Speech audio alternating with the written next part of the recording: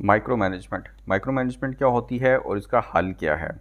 पहले हम ये देखते हैं कि माइक्रो मैनेजमेंट का मतलब क्या है। Micro management is a management style characterized by excessive control, close supervision and a focus on minute details and processes. यानी आपने किसी से कोई काम लेना है तो आप उसके अंदर ज़्यादा कंट्रोल रख रहे हैं, सुपरविजन बहुत स्ट्रॉन्ग रख रहे हैं, मिनट बाय मिनट उस पर फोकस किया हुआ है, तो इसको माइक्रो मैनेजमेंट कहते हैं। It involves a manager closely monitoring and directing every aspect of their subordinates' work, often to the detriment of employee autonomy and morale। यानी आपने किसी को कहना है कि पहाड़ पर चढ़े, तो आपने साथ ये भी बताना है कि फ़लाँ पत्थर पे पहला कदम रखें, फ़लाँ पत्थर पे दूसरा पाँव रखें, फ़लाँ पत्थर पे तीसरा पाँव रखें, फ़लाँ पत्थर पे चौथा पाँव रखें, और इतने कदम लेने के बाद आपने रेस्ट करनी है, और इतने कदम लेने के बाद आपने दोबारा पहाड़ पर चढ़ना है। तो इसको कहते हैं micro management. A management style characterized by excessive control and close supervision. यानी कि आपका कंट्रोल बहुत ज़्यादा है और आपकी सुपरविजन बहुत ज़्यादा है, और आप जो स्टेप बाय स्टेप अगले बंदे को गाइड कर रहे हैं, तो इसको कहते हैं माइक्रो मैनेजमेंट।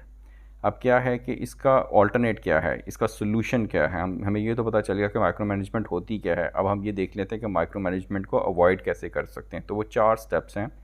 पहला है जी डेलीगेशन, यानी कि आप दूसरों को काम देना सीखें कि मैंने अपना काम दूसरों को कैसे डेलीगेट करना है, और उसको दे के आप ये नहीं है कि भूल भी जाएं, और ये भी नहीं है कि देने के बाद भी उसको आपने ही करना है। एक मीडियोकर सी अप्रोच होनी चाहिए, और उसमें आपने कंट्रोल फैक्टर होना चाहिए, और उसमें आपका स्ट्रॉन्ग फॉलोअप्स होने चाहिए, बस that's all.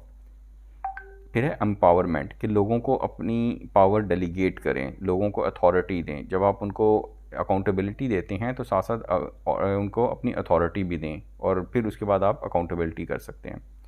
Coaching and feedback, यानी कि आप लोगों को सुनें, अपने सबॉर्डिनेट्स के बात को सुनें, क्योंकि कहा जाता है, सैयद बाबर अली भी कहते हैं कि मैं हर शख्स से सीखता हूँ, कि मेरा चपरासी और मेरा चौकीदार भी कुछ ना कुछ ऐसा जानता है जो मैं नहीं जानता। तो ये है कि आप जिस शख्स से भी मिलें, हमें ये पता होना चाहिए कि उसको कुछ ना कुछ ऐसा पता है जो हमें नहीं पता।